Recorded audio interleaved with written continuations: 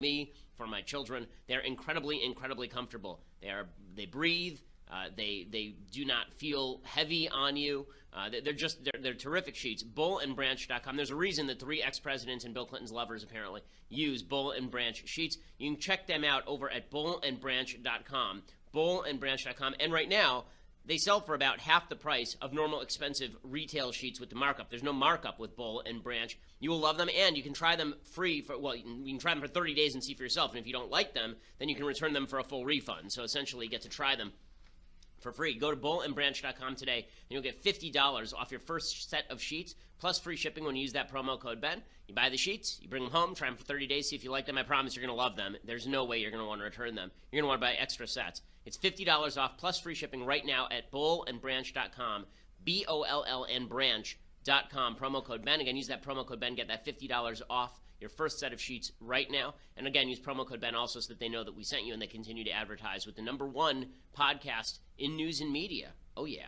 BullandBranch.com, promo code Ben. By the way, we still are #2 overall on iTunes right now, so please go subscribe if you have not and leave us a review. We appreciate it. That's what helps send our ratings skyrocketing. We are now #2 overall behind Oprah. Come on, guys. We can't lose to Oprah. I mean, I know she's going to give you a car, and you a car, and you a car.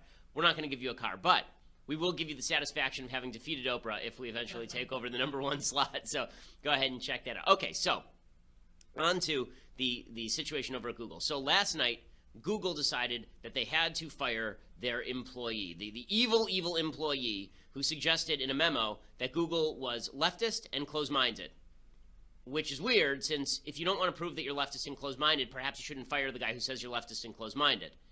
That's kind of a bad move. But they fired him. The Google Revolutionary Brigade has offed that employee. His name is James Damore. This Google CEO, Sundar Pichai, stated that the 10-page memo had, quote, violated the line by advancing harmful gender stereotypes in our workplace. To suggest a group of our colleagues have traits that make them less biologically suited to that work is offensive and not okay. I love when the left uses the phrase not okay, because what they really mean by that is we should take you out at sunrise to the stake and light you on fire. Not okay is their understated way of saying you're a Nazi and we should beat the crap out of you. But here is the problem. Just as with the rest of the media, nobody read the memo. Nobody read the memo. Nothing in the memo says that women as a group are less biologically suited to being in tech. There's nothing in the memo that says that. Okay, so the media obviously didn't read the memo, and so now they are simply attempting to make up what they wish the memo said, because it's easier to make a case that the guy should be fired if you make up what he said. So here are some of the things that it didn't say. So let me start with this. Here's what the memo actually said. Here's what the memo said. It made 3 main contentions. First, it said that Google had a leftist bias which prevented them from hearing other viewpoints. Obviously true, because you just fired the guy who said you had a leftist bias. Second, it said that part, not all, but part of the discrepancy in employment between men and women at Google was attributable not to sexism, but to large-scale group differences between men and women. Again, this makes perfect sense and is obviously true, in the same way that it is true that the wage gap is largely explained in the United States by different choice of jobs, different amount of time that women want to spend in the workplace. That's not to say that an individual woman can't outperform a man. It's not to say that an individual woman can't perform the same job a man can do, depending on the job. It is to say that group differences do make a difference when you're looking at aggregate, when you're looking at the aggregate. And finally, the memo said, Google should actually try to make employment easier for women in general through a series of non-illegal means. In other words, not through hiring quotas and diversity quotas, but through making it more attractive for women to be at Google. Does any of that sound radical to you? If so, you're a moron. And I mean you personally. I don't mean on average. I mean, if you actually think that's a horrible thing that's in this memo, then you are a stupid person. But the media are just lying about what this memo actually said. So first of all, they're lying about people like me who I say that the memo is fine and that Google is ridiculous for having fired the guy. So Newsweek ran a piece today saying the alt-right kicks back against Google. The alt-right? Do they even know who I am? I was the #1 target of the alt-right according to the Anti-Defamation League last year. Okay, Newsweek said I was alt-right. Was it Medium? There's several other publications that suggested that I was alt-right. Okay, I understand the left's desperate attempt to paint everyone on the right as alt-right, but that's just nonsense. But in terms of the memo itself does not say all the things that you're hearing in the media. So today on CNN ran a segment claiming that James Damore's memo stated that women are quote-unquote biologically unfit for tech. There's nothing in the memo that remotely says that. In fact, Damore says the opposite. The media can't comprehend a basic truth, okay? When I say a group on average is different from another group on average, that does not mean that individuals in that group can be outstanding. Okay, and it does not mean that they can't be outstanding. Individuals in the group can be outstanding, right? The fact is, if I say 7-year-olds as an average are not as smart as 15-year-olds, that doesn't mean that every 7-year-old is not as smart as a 15-year-old. It means on average they're dumber than 15-year-olds. There may be a 7-year-old who's a genius and is as smart as some 15-year-olds. That doesn't mean that 7-year-olds and 15-year-olds have the same average level of intelligence. Okay, but the media, because they're morons, collectively, right? I'm saying on average, the media are morons. Not individually, every one of them is a moron, but collectively they're morons. Okay, when they say that the guy is arguing that women are unfit for tech, what he's actually saying is women on average are different from men, not that this particular woman is different from this particular man. Okay, here's what Damore wrote. He said, I'm not saying, I love how this works. He says, here's what I'm not saying. The media says, you're saying it, and Google says you're fired. He says, I'm not saying that all men differ from all women in the following ways or that these differences are just. I'm simply stating that the distribution of preferences and abilities of men and women differ in part due to biological causes, and that these differences may explain why we don't see equal representation of women in tech and leadership. Many of these differences are small, and there's significant overlap between men and women, so you can't say anything about an individual given these population-level distributions. Right. Okay, but according to the left, this means that what he's saying is that every woman is worse than every man in tech. Okay, that's clearly not what he is saying. The reason that it is important to look at averages is because when you're looking at statistical averages with regard to wages, when you're aggregating data, you have to look at all of the relevant confounding factors. Okay, you'd be a bad social scientist if you failed to do this. He reiterates this point later in the memo. He says, I'm not saying that we should restrict people to certain gender roles. I'm advocating for quite the opposite. Treat people as individuals, not as just another member of their group. So what he's saying is, Google, you say that we need to hire more women. And what I'm saying to you is, why don't we just hire more qualified people? Right? Why don't we just base it on their individual qualifications? Why does it have to be we need to hire more women? You cannot simultaneously, if you're Google, hold these two thoughts at the same time. It is deeply important that we hire lots of women because women make the workplace more diverse. And women are identical to men in all relevant respects. Okay, you can't hold those two things simultaneously. It doesn't work. Okay, that's what Damore is saying. And just to prove this, he even includes this particular chart in the memo itself. Okay, so here, this is the chart. Okay, it says populations have significant overlap, and then it shows a trait, and it shows two bell curves, right? A purple bell curve and a green bell curve. And it shows that the purple bell curve and the green bell curve, they share some space, but the purple bell curve is shifted a little bit to the left on whatever this x-axis is. Okay, and then he says, reducing people to their group identity and assuming the average is representative ignores this overlap. This is bad, and I don't endorse that. He's explicitly saying what they're saying that he's not saying, right? He's explicitly saying you can't judge individuals by group differences, but group differences do make a difference when you're analyzing the data, which, of course, is true. Right? This chart is basically showing what I told you yesterday, for those who missed it. What I said yesterday is that what this chart shows is that women, on average, probably score very similarly to men with regard to tech, but when it comes to the outliers, when it comes to the of the spectrum, there's a thicker end for men, meaning that there are more men who are in the upper echelon than women who are in the upper echelon, even if the averages are very similar. Okay, so that's the first thing the media is telling you about this memo that is not true, that he is saying that all women are unqualified for tech. Absolute crap. Doesn't say that anywhere in the memo, and all that's happening here is that the media they've come up with a preconceived notion, which is that this guy is a sexist, and now they're going to work to turn him into a sexist. Okay, second thing they say that this guy said, Damore said in the Google memo that he didn't say. Diversity is bad. Okay, Damore says, this is literally the first words of the memo, I value diversity and inclusion. In fact, he offers an entire section of his memo devoted to, quote, non-discriminatory ways to reduce the gender gap. He suggests that Google make software engineering more people-oriented with pair programming and more collaboration because women enjoy emotional connection more than men. Allow those exhibiting cooperative behavior to thrive. Make tech and leadership less stressful. And allowing and truly endorsing as part of our culture part-time work. Right? All of this would definitely make Google a more attractive place for women to work. Okay, one of the things about women in the workplace is that women tend to want to work part-time more than men because when they have kids, they want to spend more time at home with the kids. Okay, this is true of my wife. It's true of women on average. Okay, Damore says he believes that arbitrary social engineering of tech just to make it appealing to equal portions of both men and women would be foolish. But if there's a goal of helping the company succeed and having more women would help us do that, then we should definitely try and create a culture where this thrives. Does that sound like someone who wants fewer women in the workplace? Or does it sound like someone who just wants to get rid of quotas based on sex? This guy just wants to get rid of quotas based on sex, but he suggests ways that you can make the workplace more attractive to women. Okay, the other thing the media says that this guy says that he doesn't say, okay, and they're lying about it, they say that Damore said that sexism doesn't exist. This is a direct quote from the memo. Quote, "I am not denying that sexism exists." Quote, "I hope it's clear that I'm not saying that diversity is bad, that Google or society is 100% fair, that we shouldn't try to correct for existing biases, or that minorities have the same experience of those in the majority. My larger point is that we have an intolerance for ideas and evidence that don't fit a certain ideology." Okay, the final lie that the media have been telling about this memo, and is being told by people on the left also, is that the memo promotes violence. The memo is in some way making people feel uncomfortable. First of all, as I mentioned yesterday, when we talked about the response of the diversity and inclusion officer at Google, when she says, some truths are uncomfortable, it's funny. This guy's truths make people uncomfortable, but that's bad. We have to fire him. But if you make him uncomfortable, that's fine, and he just has to go along with the program. Here's what he actually writes. He says, quote, "The same compassion for those seen as weak creates political correctness, which constrains discourse and is complacent to the extremely sensitive PC authoritarians that use violence and shaming to advance their cause. While Google hasn't harbored the violent leftist protests that we're seeing at universities, the frequent shaming in TGIF and in our culture has created the same silent, psychologically unsafe environment." So he's making the case against violence. He's saying if you keep attributing motives to people without any sort of rationale, then you're going to want to get violent with them more often. He's basically saying what's happening in college campuses could come to Google.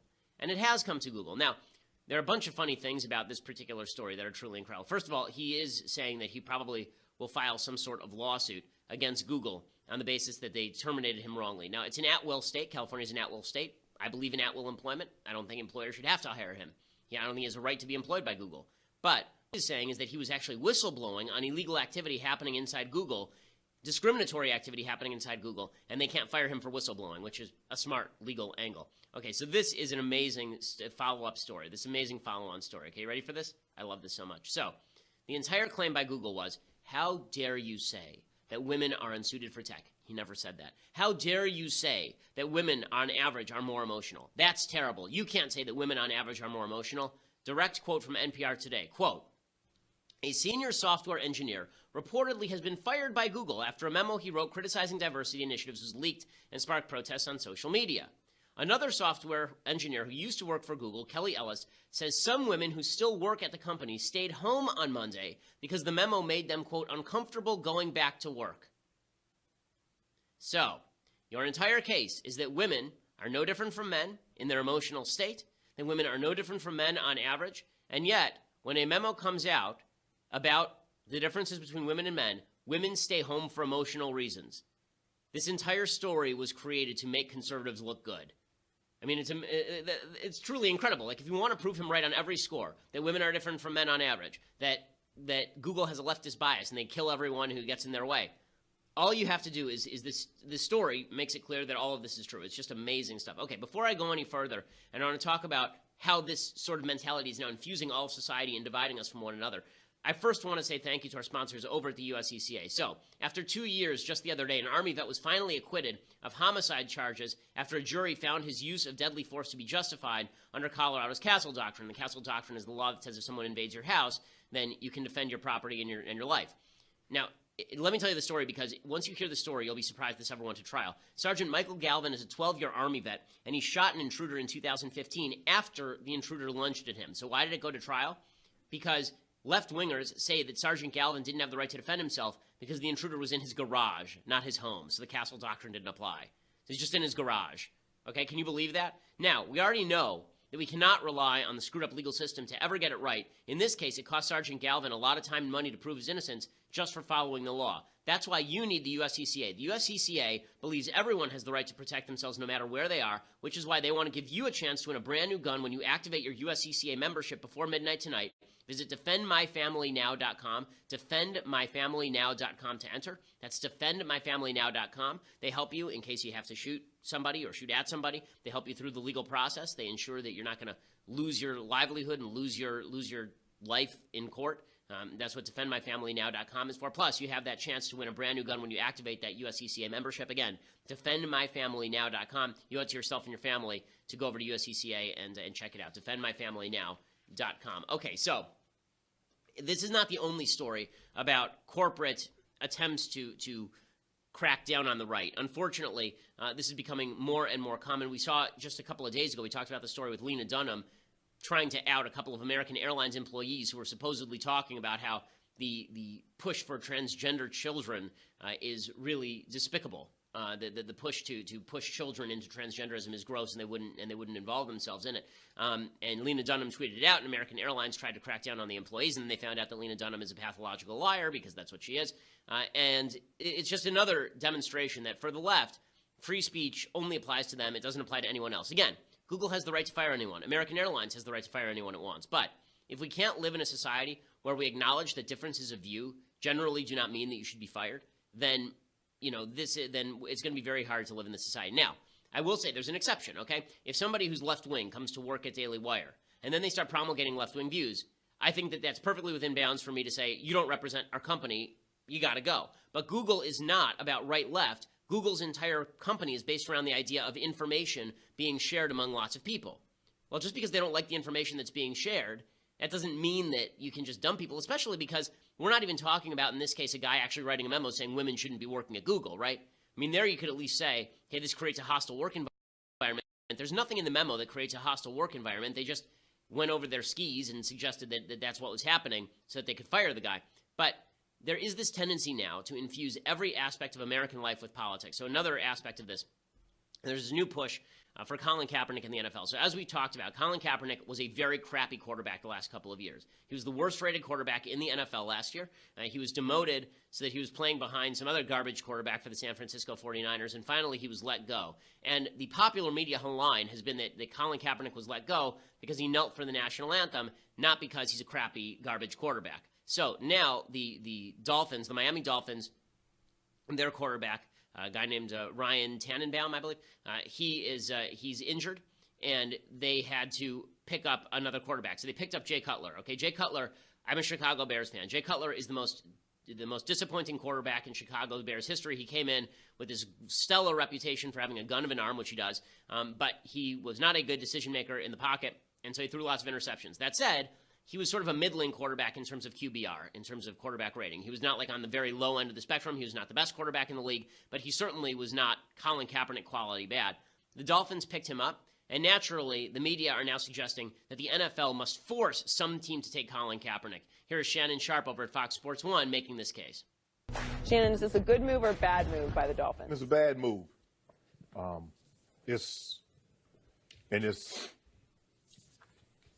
It's embarrassing, quite frankly, and I get the Dolphins. They were in a bind.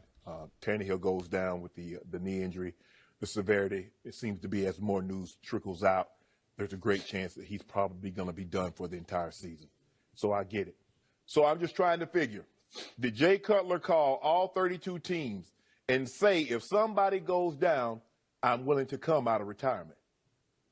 Probably not. I wonder if Jay Cutler called the Miami Dolphins and says, I want to play. And then this narrative about Cap says, okay, well, he wants too much money. It's amazing how the Miami Dolphins found $10 million for a guy, a retired guy, not a guy that last threw a pass in January, a retired guy. Yep. No, we don't want you. But here's what's the most egregious part of it, Skip. They lumped Colin Kaepernick, a guy that last threw a pass in January of 2017. Okay, so a couple of things. Number one, it's Ryan Tannehill, not Ryan Tannenbaum. He's not a member of the Royal Tannenbaum family. But when he says, why are they going after Jay Cutler? Okay, Jay Cutler retired May 5th, 2017. He retired 5 minutes ago. So this idea that he's been retired for 5 years and they dragged him out of retirement, if they'd gone and hired Brett Favre, maybe there's a case there. But this idea that it must be discrimination against Kaepernick that's preventing him from getting a job, maybe what's preventing him from getting a job is two things.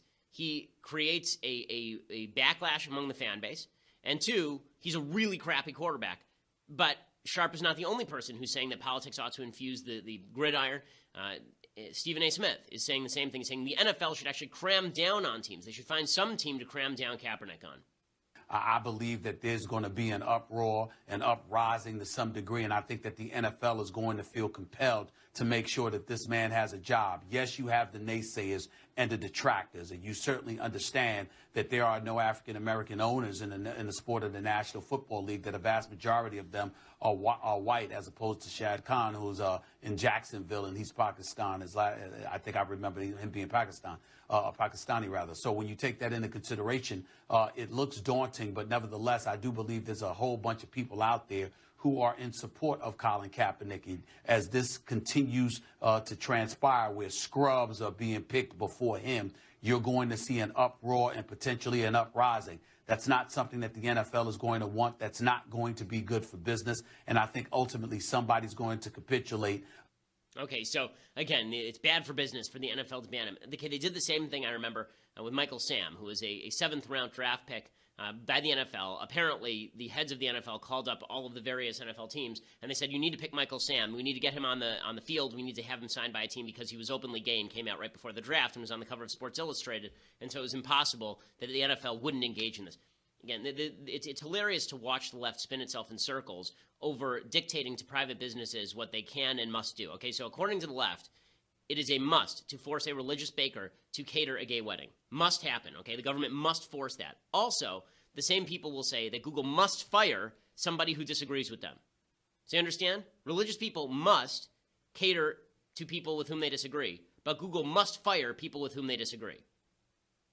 If this all seems a little weird, if this all seems like it's just outcome-driven, that's because it is from the left. All it is about promulgating leftist values. It's not really about free speech or about the ability to express yourself in any way. Again, do I think that Colin Kaepernick should be hired regardless of his stance on the national anthem? I actually sort of do. But I will say that there is that his business is actually two things, okay? Unlike Google, where the guy who works at Google, his job is to code. That's his entire job. And there's no backlash, that really matters outside the workplace with regard to his personal views on females. Colin Kaepernick has two jobs. One is to throw a pass well, which he can't do, and the second is to actually draw a crowd, which he has succeeded in alienating. Okay, so before I go any further, I want to get to Trump material next and what's going on with the Trump administration. I think there's a lesson that Donald Trump should be learning from this week that's a really good lesson. Before we get to any of that, first, I want to say thank you to our brand new sponsors over at Dollar Shave Club. Dollar Shave Club is the best choice. It's the smarter choice. You get a great shave at a great price, conveniently delivered right to your door. You're never going to have to worry about going out to the store again and buying razors at a really overpriced sticker. It's an awesome life hack. It is a no-brainer. Instead of buying a cheap disposable razor or spending a fortune on really expensive razors, instead, you use your DSC executive razor with their Dr. Carver's shave butter, and the blade just glides gently, and it gives you a really smooth shave. So Orthodox Jews, we can't shave above the jawline with the straight edge, but I use it underneath my chin every single day, and it is just glorious. It is the best razor that I've ever used, and you can get it when you go to Dollar Shave Club. Also, they send you these new razors every month, so that means that you are going to never be shaving with a dull blade, which is how many times have you had the dull blade, you forgot to go to the store and pick up the razors, and now you're stuck taking basically a butter knife and shaving yourself with it. So there's no need for that with Dollar Shave Club. Right now, for a limited time, new members get their first month of the executive razor with a tube of their Dr. Carver shave butter for just $5 with free shipping. After that, razor is just a few bucks a month. That is a $15 value for only $5. In your first month box, you get an awesome weighty handle, the full cassette of 4 cartridges, and a tube of their shave butter. After that first month, replacement cartridges ship automatically at their regular price. No hidden fees, no commitments. You can cancel anytime you want. By the way, they also have other great products. They have shampoo, they have body wash, all of which smells terrific and really does the job. Join the club today right now at dollarshaveclub.com/Ben. That is dollarshaveclub.com/Ben. Again, use that /Ben so that they know that we sent you. Also, you can get that special deal where you're getting the razor and the Dr. Carver shave butter for $5 with free shipping, and after that, just a few bucks a month for the razor refills. Again, dollarshaveclub.com/Ben, dollarshaveclub.com/Ben. Okay, so I want to move on to talk a little bit about, first of all, final note on all of this attempt by the left to infuse all of our businesses with politics. The more they do this, the more society is going to become polarized. Right now, even last year, we all watched the NFL together. It's something we could talk about at the water cooler. It is important that in America we have things that are water cooler talk. It is very important that we in the United States have stuff that we can talk about with each other even if we disagree about politics. And if we don't do that, it actually destroys the public discourse. That's what happened with the NFL, with Colin Kaepernick. People couldn't talk with each other about the NFL without it devolving into a conversation about police brutality and race for no apparent reason, right? And it was very polarized along racial lines. Now you're seeing the same with Google. You're going to see conservatives who say, okay, I'm no longer going to use Google Chrome. Instead, I'm going to be downloading Safari, and I'm going to use, or some other browser, and I'm going to use that. Right? We're going to be using different sources of information because Google is felt to have a bias, which they clearly do. There's going to be companies that are started to fight that bias. Right? This already exists on the right with a bunch of other web companies. I mean, this is why the entire conservative web media exists. This is why Daily Wire exists. If the left didn't suck so much at their media job, then we here at the Daily Wire wouldn't exist, right? We have to exist to counterbalance the force of the left-wing media. That's a good thing. It would be a better thing if everybody were just honest in their reporting instead of lying about everything. Okay, so in just a second, I want to get to everything Trump-related and a big lesson for President Trump that is coming from this week that I think is a really good lesson for President Trump if he's willing to take it. But for that, you're going to have to go over to dailywire.com. So first of all, if you listen up in just a few minutes, I guess about half an hour now, 45 minutes, you should stick around for Andrew Klavan's show.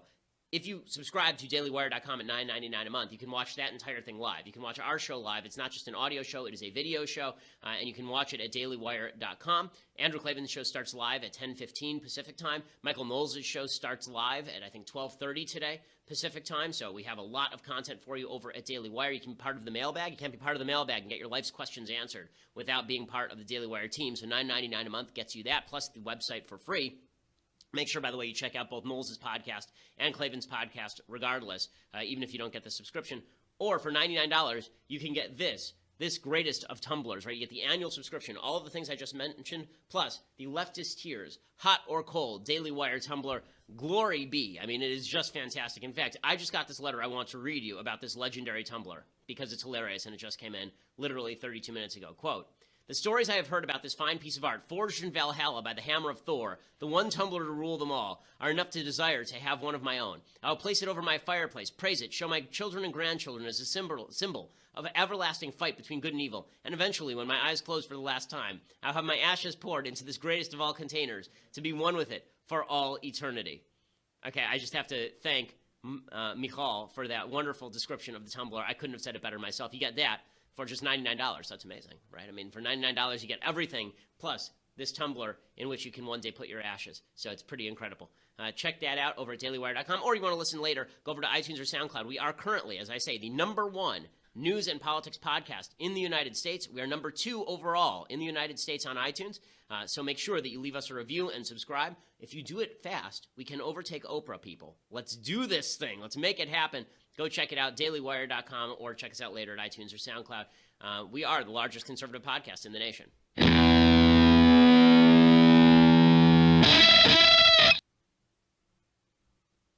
Alrighty, so here is, I keep saying that there's a lesson for President Trump. Here's the lesson for President Trump that's happened from this week. He's on vacation this week, and guess what? Things are going really well. Like a lot of the news that's coming out from the Trump administration is really good. You know why? Because Trump isn't tweeting stupid crap. Because he's not firing and hiring. He's not grabbing people like Anthony Scaramucci from his American Psycho Coke Den and bringing him ABS-CBN News. as his we're not getting the chaos every time Trump opens his mouth. Trump is quiet. And guess what? And then you see stories like this appearing in the press because guess what? The media actually has to fill the time. Okay, here's the dirty little secret about media. We need content. Okay, if Trump isn't providing content, we will get content from somewhere else. The content this week for Trump has been quite good. Yesterday, or the day before, Monday, there was a 15-0 UN resolution that was passed to create new sanctions on North Korea, including China and Russia voting for it. That's a major accomplishment by the Trump administration. Today, the Daily Mail is reporting, and so is the Washington Post, quote, "The war against ISIS has taken dramatic strides since Donald Trump became president, with the U.S. and its allies reclaiming swaths of Iraq and Syria. In fact, of all the land reclaimed by the U.S.-led coalition since 2014, nearly 1/3 has been taken since Trump took office. That's thanks to Trump's decision to delegate decisions and engage in a campaign of annihilation," Brett McGurk, the State Department senior envoy to the anti-Islamic State coalition, told the Washington Post. Since its peak in early 2015, ISIS has lost 78% of its occupied territories in Iraq and 58% in Syria. In total, that is 27,000 square miles of territory, 8,000 of which has been taken since February of this year. So, what should this teach President Trump? It should teach him a few things. One, When you delegate to good people and leave them alone and don't mess around with it, good things happen. And this has been true at the EPA, where we're cutting regulations. This has been true with regard to hiring and firing, where Trump has cut 11,000 jobs. Delegate to the right people and shut up. Okay, he's on vacation right now. He's disappeared. The media doesn't have anything to feed off of. This is why this great lie that Trump's tweets make his presidency stronger. No, Trump's tweets make his presidency eminently weaker. If he were just to go quiet and to starve the media of material, then all that would happen is that the media would be forced to actually cover the news. They'd actually be forced to cover the news. And they'd look more and more desperate, right? Because the left is desperate at this point. Listen to how desperate they sound, okay? MSNBC had on a guest named Dean Obadiah. He's actually usually at CNN, and he's a Muslim comic, which is, in his case, oxymoronic. He is not a funny man. But he says that Trump, it's just like a swastika. It's a Trump swastika. The word Trump is like a swastika. I spoke to the executive director of this mosque earlier today, and he was saying that the relations that they enjoy with the community are generally strong. Sure. Muslims have been in America for a long time. There's in some of these areas, there's slightly newer communities. Mm-hmm. Some of them are first generation, and he feels that the community's not hostile toward them. And that's a great thing. And you saw that. I saw immediately that within hours of the attack, the leaders of different faith communities standing up and saying, we're with you. This mosque, according to local media reports, they did get some emails and hate mail before. Just a week ago, another Muslim cemetery in the Minneapolis suburbs was vandalized with swastikas, graffiti. Since January, we've had 5 mosques burned down in America by arson. That's according to the police.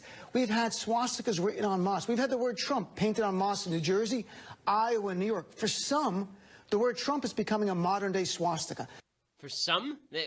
Why? Why is that becoming a modern-day swastika? First of all, we don't have any evidence who did that. I mean, maybe his suggestion here seems to be that there are people who are alt-righters who use Trump as their stand-in, but, like, that's such an exaggeration. Trump is a modern-day swastika. Maxine Waters, the most corrupt person in Congress, she's saying we're going to impeach Trump by December. Okay, we'll let her go. So I believe it is possible to impeach him.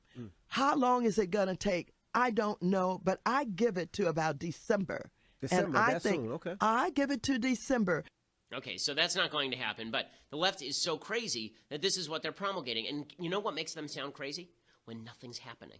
It makes them sound totally over the moon when nothing is happening. It makes them sound bat poop, okay? When they're going crazy and Trump is just quiet, it makes them sound like loon bags, because they are loon bags. And here's the other thing.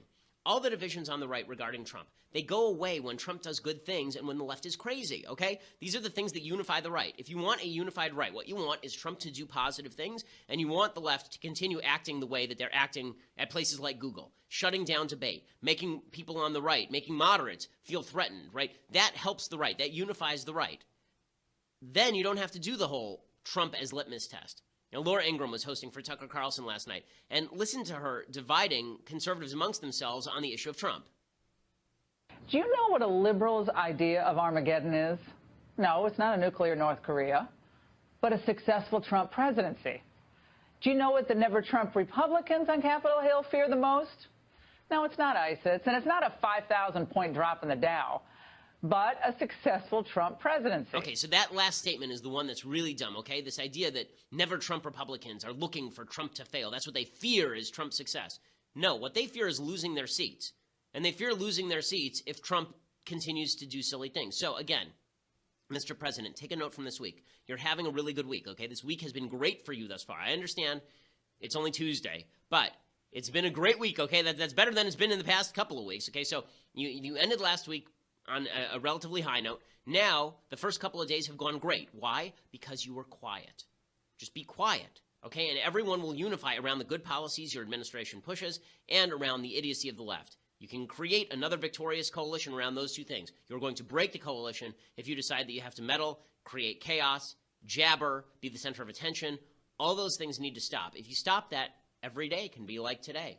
Every day can be me just doing good Trump all day. That's what I would like to do. I would like to do that about any president, okay? Forget whether it's Obama or Trump. I wish they all did things that I want them to do. Right now, the Trump administration is doing things this week that I want them to do. And it is not being degraded by you tweeting about how Attorney General Jeff Sessions is a jerk, right? So why don't we just stick with that lesson? That's a positive lesson. Okay, time for some things I like, things I hate, and then we'll deconstruct the culture a little bit. So things I like. We're doing sort of Cold War classics in honor of Venezuela. Now, I guess in honor of Google, since the gulags are back. But the book is Witness. It's by Whittaker Chambers. This is sort of the classic of Cold War espionage thrillers. It's not fiction, right? It is a nonfiction book about this guy named Whittaker Chambers who testified against the Alger Hiss. Alger Hiss was a top State Department official in the FDR and Truman administrations, and it turned out that he was actually a Soviet spy. And Whittaker Chambers knew about it and was slandered by the press and called a liar, and his life was threatened by the Communist Party. And it's all about what the Communist Party actually was doing in the United States and how the left essentially lent them cover. The book is Witness. It's a long book. It's about 500 pages, but it is a very quick read.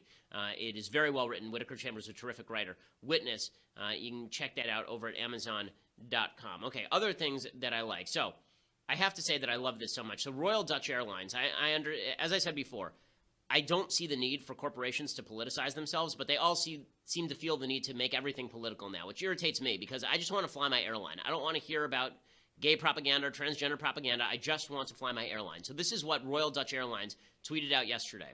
Okay, for those who can't see, it is a picture of 3 separate sets of belt buckles. One is to actual buckles. One is to inserts into the buckle, and one is the insert and the buckle. Right? And all of the belts themselves are painted rainbow colors. And then it says, it doesn't matter who you click with. Happy #Pride Amsterdam, and then gay pride flag. There is a problem with this particular tweet that I love very, very much. Okay, if you were to be in air turbulence, 2 of these 3 buckles do not work. Okay, if you're sitting there trying to insert the buckle into the buckle, you will die while the plane becomes turbulent at 30,000 feet. If you're trying to insert the insert into the insert, then everything will go dark for you as your head smashes into the overhead compartment during turbulence. Only one of these 3 things works. So thank you for making the biological case in favor of heterosexuality, Royal Dutch Airlines, in your inane and stupid attempts to demonstrate to the world just how tolerant and diverse you are. Pretty incredible stuff. Speaking of ridiculous gay propaganda that goes wrong, this gay clothing company is now trying to, no joke, trying to restore the swastika to its original symbolism as an element of peace. Good luck with that, gang. So, we can play this video? Yeah, we can play it. So this is a swastika. It's 5,000 years old. It's a symbol of peace. It's a symbol of love, infinity, of life. But one day, Nazism. They took the swastika, rotated it by 45 degrees, and turned it into hatred. And turned it into power. They stigmatized the swastika forever. They won. They limited our freedom. Or maybe not. The swastika is coming back, together with peace, together with love, together with respect, together with freedom. Introducing the new swastika. And then it is a rainbow swastika, rotated 45 degrees, looking just like Hitler's swastika. So they didn't even have the brains to make the swastika back to its original angle. Right? They just left it 45 degrees in half of their gear. And then it says peace with swastika, love with swastika, zen with swastika. Yes! I love it so much. So I only hope that one day when the gay swastika flies above companies that have fired all of the religious people, that we can understand that peace, love, and zen, we're all with the swastika. The happiest person in the world today is John Nolte, who's been talking about the gay swastika for years with regard to companies destroying religious people's lives who don't decide to participate in same-sex weddings. I love it. KA Designs claims their intention behind using the symbol commonly associated with the Nazi Party was to reclaim the symbol to represent the LGBTQ community. Go for it, gang. Just enjoy yourselves. Love it. Love it. And, of course, everybody is like, wait, what? What are you doing now? Like, say, huh? Like, so I assume that their next campaign will be to reclaim crematoriums, because it turns out that crematoriums have been used for thousands of years for actual cremations of, like, people who want to be cremated. So I guess we can just reclaim Sometimes a symbol is so poisoned that you might just want to let it go. The same people, I assume, who are in favor of the swastika, I'd like to see them try to reclaim the Confederate flag next, since apparently we have decided the Confederate flag is the root of all evil in the United States. So, spectacular job. Everybody who's up with the gay propaganda this week, just well done. Royal Dutch Airlines, KA Designs, you've done yeoman's work. Well done. Okay, time for a couple of things that I hate. Okay, so Stephen Colbert last night spent his time going after Eric Bolling. Eric Bolling has been suspended from his show The Specialist on Fox News after allegations of sexual harassment against guests. And here's Stephen Colbert playing high and mighty with Eric Bolling. The Huffington is reporting that a co-host of The Specialists and guy whose cologne you can smell through the TV, Eric Bolling, sent co-workers an unsolicited photo of male genitalia via text message. Oh my God, whatever happened to old-fashioned courtship? When a gentleman would telegraph his genitalia. Here is my penis. Stop. Stop sending me your penis. Stop. Seriously, stop. Bolling has been suspended while Fox News investigates, but he denies the charges, sort of. According to his lawyer, Mr. Bolling recalls no such inappropriate communications. He doesn't recall? How do you forget sending someone your bits and piees? Okay, so obviously Colbert and the rest of the left media, oh my God, look at Eric Bolling, it's so terrible. Okay, so I would just like to remind people, and it is, by the way, if he's texting his genitals unsolicited to people, that is sexual harassment and it's disgusting, okay? Now, with that said, Stephen Colbert took over for, does anyone remember? David Letterman, yes, David Letterman, okay? David Letterman told the audience openly on his show that he had sexual relationships with female staffers on his staff, adding that he'd forked over a bogus $2 million check as part of an extortion plot on the matter. Okay, so what happened? He did it for years, and yet no one seemed to mind. Hollywood playing hypocrite when it comes to this kind of stuff. Again, I'm fine with ripping people up and down for sexual harassment. I have no problem with that, but I just find it a little ironic that people in Hollywood are willing to forego ripping their leftist colleagues engaged in sexual harassment. Like, a little consistency would be good. Right? I am not in favor of sexual harassment. If somebody on the right does it, like if Eric Bolling did it, he should not have a job, okay? And if somebody on the left does it, they should not have a job either. But I'm consistent in this. This is Letterman's audience, and so there's a little bit of irony to this whole shtick. Okay, now let's do a little bit of deconstructing the culture. So deconstructing the culture today, ABC News and the Associated Press are pushing very, very hard this new idea that young, tiny children should be able to determine their own gender. Oh, yes. ABC News has a piece today that says, in some ways, Rainbow Day Camp is very ordinary. Kids arrive with a packed lunch, make friendship bracelets, play basketball, sing songs, and get silly. Whenever there's a story that starts this way, you know that it's going to go off the deep end very shortly. Right? It started off like any normal day until Bob murdered his wife and fed her to the dog. Right? All these stories. It seemed like a relatively normal place until it turned out to be one of Lenin's graveyards. Like it always starts that way. So it starts off, they packed lunch, make friendship bracelets, but it is unique from the moment campers arrive each morning. At check-in each day, campers make a name tag with their pronoun of choice. Some opt for she or he, or a combination of she, he, or they, or no pronoun at all. Some change their pronouns daily to see what feels right. The camp in the San Francisco Bay Area, caters to transgender and gender-fluid children ages 4 to 12. Okay, so once you get to 12, I think that we can start having conversations about, whether you are experiencing gender dysphoria. At the age of 4, if you're a parent sending your 4-year-old to a camp that is reinforcing gender identity disorder or gender dysphoria, whichever term you choose to use, you are doing something deeply wrong. I have a 3.5-year-old. It is insane to suggest that a 4-year-old is capable of deciding his or her sex. That's utterly crazy. And parents who are doing this are doing something deeply sinful, something deeply nasty to their own child. It is your job to guide your child. This idea that your child is supposed to lead you into something like sexual identity when they have no clue what sex is, have no idea what their genitals are for, don't have hormones. Okay, it's just ridiculous. It's just ridiculous. Because the enrollment has tripled to about 60 young campers. This is demonstrative of the fact, by the way, this is true across the board. It's true in Australia. It's true in Great Britain. Every place where the transgender movement has started to push, what they've seen is an enormous number. The number of kids who are now looking to transition has skyrocketed dramatically. Now, what the left would say is all these people were just waiting to transition, and now society's become more accepting, and you're seeing more of this behavior. Okay, or it is possible that gender confusion can be created by environment or exacerbated by environment. This notion that environment has nothing to do with sexual identity or sexual orientation or sexual behavior is just asinine. It's not true. Okay, there's been no evidence of this whatsoever. According to the left, sexual orientation, sexual behavior, gender, all of those things are hardwired, but sex itself is not hardwired. Sex itself is completely malleable. This is ascientific. It's actually anti-scientific. And to pretend that small children, 4-year-olds, should be going to camps where they are encouraged to revel in gender confusion is purely disgusting. It's purely disgusting, particularly since statistically speaking, 80% of small children who suffer from even gender identity disorder, right, actually suffer from it, grow out of it by the time they hit puberty. So just what a terrible society we're creating, or when we suggest that children ought to be making decisions about their own sex lives, but adults ought to be abdicating on that score. Really, really terrible.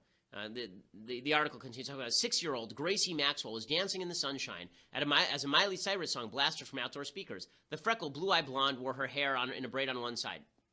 Gracie's a boy, by the way. Once she could talk, I don't remember a time when she didn't say, "I'm a girl."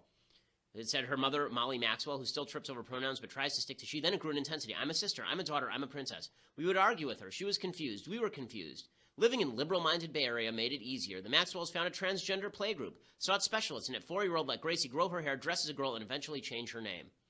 What a joyous occasion. I mean, look at this kid here on the right. This little kid. How old is this kid? Do you think maybe 6, 5? The one on the right with the multicolored hair here. Yeah, it's a decision by the parents to allow this kind of stuff.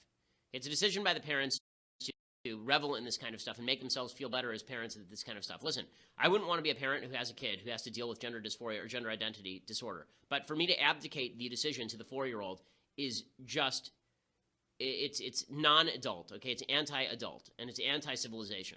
Okay, so this, unfortunately, is going to continue because the left is fully ensconced in its own navel-gazing with regard to the new civil rights movement it's created for itself. It's not a civil rights movement at all. It's a way of destroying childhood innocence. Okay, so we'll be back here tomorrow to talk about more fallout, I'm sure, from Google and the latest in the news. I'm Ben Shapiro. This is The Ben Shapiro Show.